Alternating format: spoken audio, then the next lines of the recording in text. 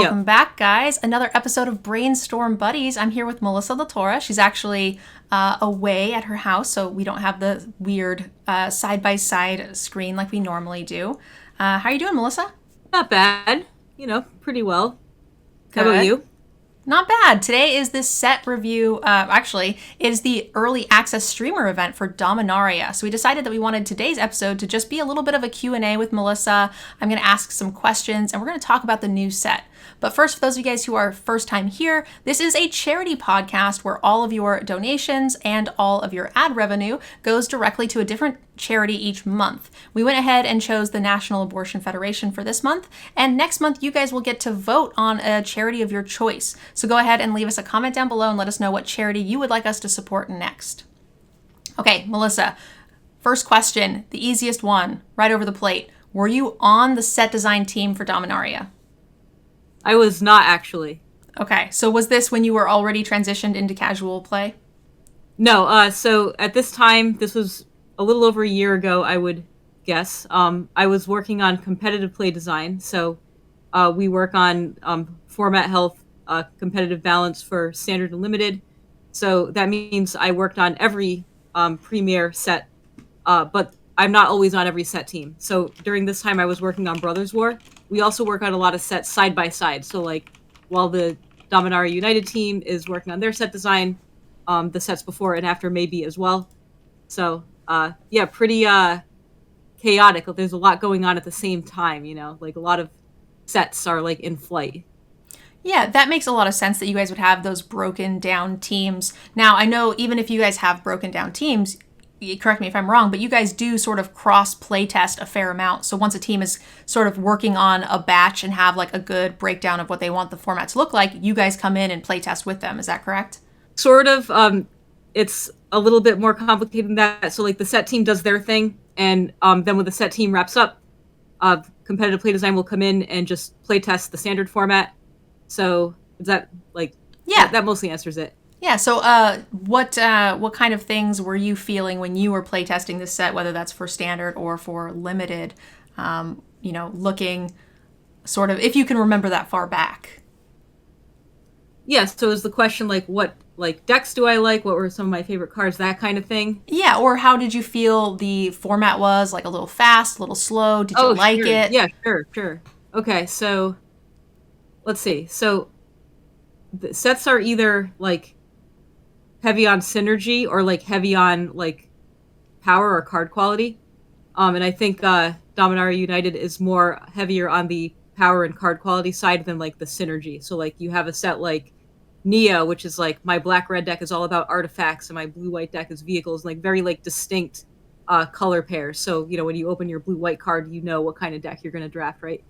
But I think Dominaria United was kind of like on the other end of the spectrum where like the draft is a lot more open-ended. So like your black-green deck might have a graveyard theme in one draft, or might be like a more of a mid-range or more of an aggro gameplay in another draft. But like it's not like siloed color pairs. It's just more like a lot more open-ended. Kind of similar to the old Dominaria, if you guys remember that format. Like that didn't have like very distinct color pairs either. It was more like it was just more about like the individual card quality than about the synergy. That makes a lot of sense. When I was reading the like Mark Rosewater article about this set, limited wise, and what each color pairing was trying to do, all 10 color pairs were represented. And when we have highly synergistic themed sets, that's not usually the case from what I've seen. And the other thing is all of the definitions for each one of those color pairings were super generic. So it said like Boros is your go wide aggro deck. Yep. Azorius is like, and I was like, oh, this is just the definition of these color pairings. So there was nothing like super specific, like you were saying in Kamigawa, where it's like all artifacts. Something actually kind of shifts and changes when you get into those sets that are hyper focused on a particular archetype, which is kind of neat. Yeah. And another thing that's interesting about this set is like a lot of the draft sets are like, hey, we have these color pairs. You're meant to draft 2 colors. But in this set, since there's such a high number of common dual lands and also kicker with off-color kicker costs, like we really wanted players to like be able to splash a third, maybe even a fourth color. So like it's pretty typical for you to have like say a blue-white deck, but you're splashing a red kicker card and a green kicker card. off of your dual lands? Yeah, so far I've been playing a couple of seals. Is the only thing I've done so far, and you and I are going to do a draft later. But I'm noticing I'm playing splash colors almost more often than I was in Capenna. Like I had Boros, and I was like, oh, this is a free splash to just put this one rare in, or oh, I have a couple of extra dual lands that I'll just put in so I can like incidentally pay this kicker cost for a card I was going to play anyway. But I might as well just put in a tap land to try to like hit the kicker, which is pretty neat. So would it be cool to answer questions in chat as they come in, or do you want this to be a little bit more Nope. structured? You can absolutely answer questions in chat, but I would recommend reading the questions so that our audience on the podcast side knows what you're talking about. That makes a lot of sense. So one question, do we play test in arena, paper, or other? We play test mostly in paper. Actually, during Dominaria, we tested a lot remotely because of the pandemic. So we have a remote playtesting tool that we use, but like I think during this time we were mostly starting to come back into the office. So primarily we do playtest in paper. We print out cards on cardstock and just shuffle up and play. Okay. I have also a token from you of a corgi butt that's on like a just a regular piece of paper. I know you guys oftentimes will just proxy up your own sort of playtesty cards. And I got her to draw me a dog butt on one of them. Yeah. Yeah. Yeah, I have a bunch right here, actually. This one's actually kind of dusty. You can kind of tell how long it's been sitting there if you look at it. Let's see. No. I don't know. Too fuzzy. All right. Well, it's almost a blank there. magic card with a magic, just a magic card back. So these are like what we print our playtest cards on. All right, so we got a little bit into like your experience with the Dominaria and like what we think of the set. Now, I don't know if you can remember, but I know you've been watching my stream a little bit today. Do you have a color or color pairing that you think is possibly the highest power level?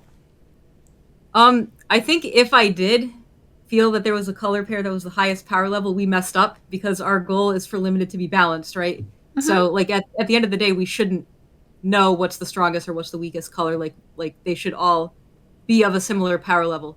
Okay, and you haven't seen enough gameplay to like know hindsight yet? Oh no, definitely not. Like after just today, I haven't had a chance to watch very many of the streams today. I watched your stream for maybe an hour or so, but I didn't get a chance to really watch today. Okay. I'll probably know in like a month or so after watching a bunch of streams. Honestly, there is, I get people coming in 10 minutes into the stream on streamer set review, and they're just like, what's the best colors? What are the strongest? And I'm just like, oh my God, I have no idea.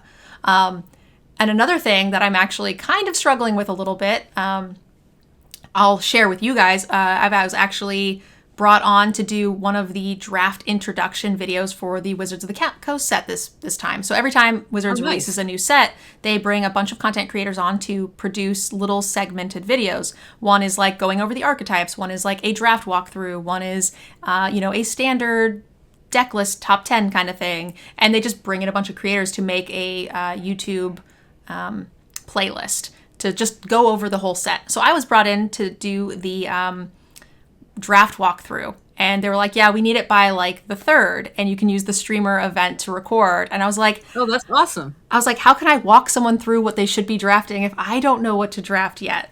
Now I'm going to figure it out. Don't get me wrong. I think I can do just as good of a job as anybody else, but I feel like I need a month to like really be able to make the best informed video I possibly could. So it's going to be tough. I'm really excited for it, but it is, I know what you mean.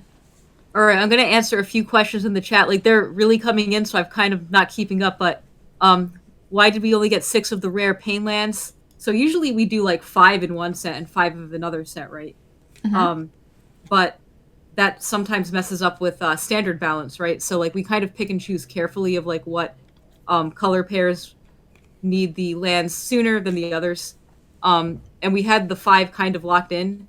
Oh, and also like as a side note there, we do commission art for these lands too, right? So if we just have, here's our 5 pain lands that we want. Okay, let's get our art commissioned. It's really hard to swap them around at that point. So for this set, we had our 5 pain lands that we wanted, but we were really feeling that like blue-red was struggling in standard, and we really liked the blue-red deck and thought it was really fun, and it was something that we wanted to succeed. So we just like actually moved the Shivan Reef up a little bit. Yeah, it makes sense to me. It makes DM sense to now. have 6 rather than 4 and 6, right? Because all you're doing is adding more diversity to the play field, I think. So I'm kind of hyped for that. Yeah, it's strange because you have 6 and 4, and that's just a weird breakdown. But it's better for standard overall the more you have earlier. Absolutely. You were mentioning that you guys really liked the blue red deck, and you thought it was really fun. Was it a deck like that you personally had some invested in, I should say? Yeah, definitely. So there's a lot of options for this deck, but like one card that I remember liking a lot, I think it's called Haughty Djinn. It's like a 3-mana Djinn that has power and toughness equal to your instants and sorceries in your graveyard. Yep, I'm sure you know what I'm talking about. I do. Yeah. Yeah, that card is super sweet. Nice. Yeah, I like the spells deck, certainly in limited. It looks like it has a lot of support. I saw multiple like spell uncommons in the Izzet colors, which look really exciting. And the uncommons are very powerful in this set, and they seem like a lot of fun to play, which I'm really stoked about. That's awesome to hear. The biggest thing that caught me off guard about the set was that all the color pairings were represented. And there is a fair amount of, even though this is not a multicolor set per se, like we don't have, like in Capenna where, a huge percentage of the cards are multicolor, there are definitely more than what we see in the average set of multicolor cards, I think. Yeah. I'm not sure if that's true. Usually you have your 10 signpost uncommons. Oh, and this one I think had 20, right? I think it has like 10 legends and 10 non-legends. No, right? every single multicolor card is a usual. legend. Oh. Yeah. Wow, yeah, you're right. All right, yeah. Now that I think about it, yeah. Wow, that's so many. It is. I think we It's counted. not a multicolor set either. Yeah, exactly. We spent the day before spoilers, and we counted up all the legendary creatures, and there was 46 before the final day of spoilers. So I'm guessing it's probably like 50 or so, but there are a lot of legendary creatures, which was one of the things I wanted to ask you about. How does that affect your job as now one of the leads of casual gameplay? Are you guys looking at some of these planeswalkers as like new includes for more current EDH gameplay? So, like, at the time, over a year ago, like, definitely not. Our team didn't exist yet, and, like, we weren't looking at the legends through that lens. We were mostly looking at it like, hey, Dominaria is about legends, and the first Dominaria a few years ago had a lot of legends. Let's do that again. And also, Commander's really popular, so the more legends that we do, like, the more options players will have for Commander, so that was mostly the goal there. Now, flash forward to, like, today, I guess, when we have a set like this that has a high amount of legends, our team does play test all these cards and try to give them, some kind of role in Commander, whether it's as a legendary, as a commander, or just as a card in your deck. Nice. So I imagine a set like this would keep you guys very, very busy on the casual gameplay side. Yeah, for sure. I am very excited to see what you guys do. DGen Gaming is actually starting a pre-con commander show. So we will be doing, every single time a batch of pre-cons come out, we are going to bring in a bunch of moderately well-known content creators, and we're going to battle them out. So that's very, very exciting to see. I'm glad we're getting a lot of... I have a fun fact for you then. Oh, please. Okay. Well, I mean, I'm like loaded with fun facts, and also like a lot of them are not relevant because the set doesn't come out for a year. But the set that we're working on right now, which you guys know what it is, it's the new Eldraine set. It's coming out next fall, so a year from now, actually. So we're working on that set now, and I'm actually the lead designer of the Commander decks. So look for those Commander decks next year. That's me. I'm probably in the minority here, but of all of the sets that were spoiled during the Wizards Presents, the Eldraine Return was the one I was the most hyped for. I loved Eldraine. I liked the flavor. I liked the art. I liked the stories. And I thought limited gameplay was great. I don't care about all the bombs that everybody hated. I'm into it. It was great. I'm super excited to go back, and I hope we get to see all of the fairy tales. Yeah, I like Eldraine a lot too. Like, I love the concept. Like, fairy tales is super fun and charming and adorable. Like, the artwork is super cute. And I like the limited format too. We did push the power level of the set too far. And like we recognized that and we were able to tone it back. We were like pushing the boundaries a little bit with that set, and like, anyone who played standard back then knows that we went a little bit overboard. And yeah, I'm gonna stop talking about Eldraine now. Bad memories. No, good memories. I loved Eldraine. It's awesome. I would totally go back there. Good cards and all. Even the good cards that were people hated, I still liked them. It's fine. Eldraine was an awesome set for casual players. Like I remember during the time this was released, this was before COVID when we could actually travel to places. But I did a trip, like Wizards employees go to various game stores all over the country. So this trip happened to be in North Carolina, and I was one of the people who went. So basically, we spent the weekend just going to a bunch of game stores in the area, and like the goal is to like get feedback on the new set, and also just general feedback from like a store owner perspective. Okay. Anyway, the players loved Eldraine. They were just like going nuts over the set. They thought the flavor was awesome. These were not standard competitive players. They were just commander players or just people who enjoyed Magic, just casual players mostly is who we talked to. So yeah, that was awesome to hear. And then Standard didn't do so well in that era, so that was a bummer. I am not a casual player, and I still loved it, so I am here for it. So we are going to be doing a draft, which those of you guys who are watching this on the YouTube channel, that will be in next week's episode of Brainstorm Buddies, as you can watch me and Melissa actually draft one of our very first drafts of the set, which I am super hyped to do. But real quick, before we get into that draft, Melissa, do you have an archetype in Dominaria United that you are the most interested to try out or play? So I'll probably give a few answers because I can't pick one. But there is a strange sideways build around in the set. It's defenders, and there's a bunch of defenders in all colors, but there's also defender payoffs at uncommon. So if you're able to get like one or two of the payoffs, you can draft that deck, and that's sweet. It's just like a pretty like weird thing to do, like not a traditional thing to do, and it doesn't happen all the time. It's like basically the deck comes together if you get the uncommons, but if not, you're just playing a pile of defenders. Yep. I feel like I would need to pack one, pick one, a defender, like a defender payoff for me to want to do that. Like, they're not always first pickable either. Like, you could, like, get past one, like, in pack 3 or something because no one is the archetype. You know, like, it could happen. But I just meant for me to try to commit and start picking up defenders, I would need to pay a payoff first, I think. Yeah, I think so, too. Yeah. So, best pack one, pick one for you, possibly, if you want to draft that deck. Is it... I think the blue, black, and white defender payoff are the best. The white one makes a 1/1 flyer when a defender. The black one drains based on the number of defenders. And the blue one mills based on the number of defenders. Which one do you think is best? I think I remember the white one being the one that you wanted for this archetype to really come together. Okay. Awesome. Now, is there a rare... I know the set is still really new, and I'm sure you don't really remember, but is there, like... If you could stack your pack and sheet and have pack one, pick one rare of your choice, what rare do you think it would be? Oh, for limited. Oh, I would have to see a card list. I can just start naming cards that I think are powerful. But, like, I don't know the whole, like, card list by heart or anything, so I'm gonna probably struggle. Big flyer that gives value. So Sarah Paragon is one that comes to mind, right? Like, this is like a win condition, and it can also just like help you stabilize by like casting something every turn. Yep, Sarah Paragon. I haven't gotten to do much with it yet, but it is actually in my current sealed pool that I'm working through right now during the streamer event. So I will finish out that gameplay when we are done, and I'll get back to you and let you know if it's good. Yanks in the chat said Shivan Devastator. Yes, that one. You want to open that one. That card is kind of crazy and limited.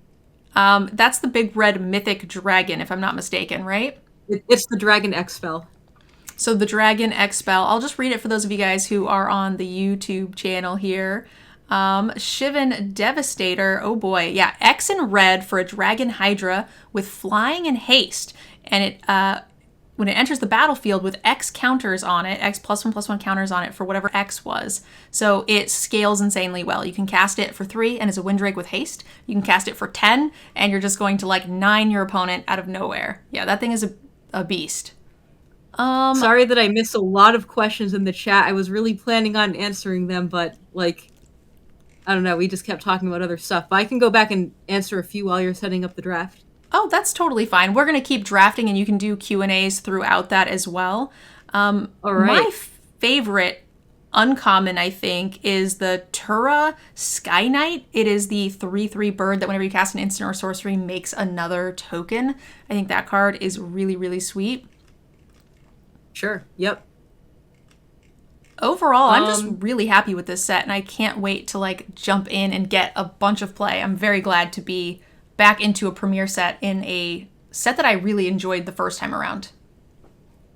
Yeah, and like I think the format is like pretty open-ended, like I was saying about how they're not being like very like siloed, distinct color pairs, and it's more like most things just work together, you know? Yeah. So like a lot of your decks is like you just have this like mid-range strategy. Maybe you have a couple of instants and sorcery payoffs, or maybe you have like some off-color kicker stuff that you're playing, or like domain. Did I already talk about domain? I don't remember, but like domain, sometimes you just draft a bunch of duels and then you get a domain card and it's like, oh, I just have 4 domain naturally because of all these duels I have, Yep.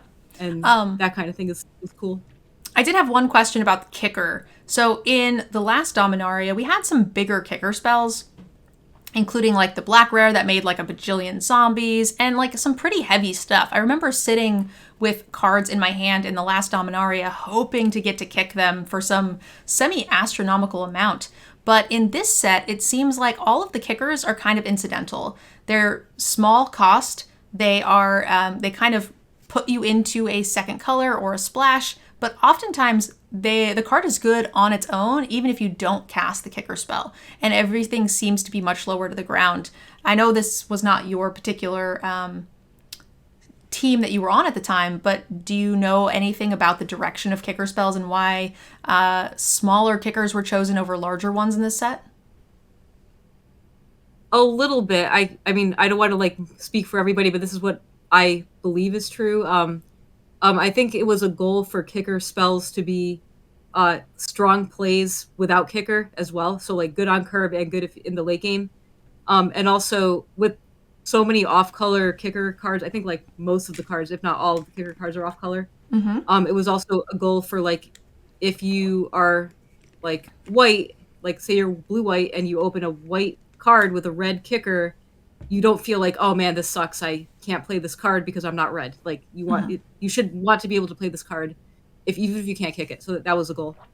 That makes sense. So if you're going to make the kicker cost be opposite color cost of the card itself, then you kind of need to make the card itself better and the kicker less impactful than it might have been otherwise in other sets. That actually makes a ton of sense. I should have probably thought of that myself. But that's why you get paid the wizard bucks to make the card, the triangle squares that I like to play. So I couldn't do it.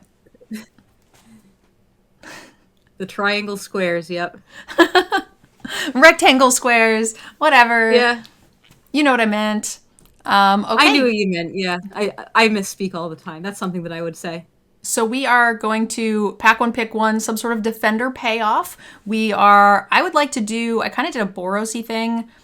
I wouldn't mind a sick Is It Spells deck. If we are going to get to pick what we draft, I think that would be really cool. And I also think I would benefit and learn a lot from co-piloting a wizard's sort of spell deck with you, because that's not my area of expertise. Sure, yeah, absolutely. Blue-red spells is super fun. All right, guys. Well, I think that is it for my questions for the introduction to Dominaria. By the time you guys are watching this, the set will have just come out yesterday, I think. So if you guys come back and see another episode of Brainstorm Buddies next Friday, you guys will get to see us take our very first crack at a Dominaria draft. I mean, my first crack. Melissa, of course, has played it a little bit. But not since it's released. So the last time I played this set, which was over a year ago, cards were different, because like we make final changes and then lock it down and then don't draft again. Makes sense. So make sure you guys leave us a comment. Let us know what charity you guys would like us to support next month. Don't forget to leave recommendations for topics for future episodes. And don't forget to share this with your friends, because all of your ad revenue and donations all go to a wonderful cause. And we would love for you guys to share some wonderful magic news. Melissa, thanks for joining us. Thank you. It was fun. And I'll also be here later for the draft, which will also be fun. And we will see you guys in the next episode. Thanks for watching. See you next time.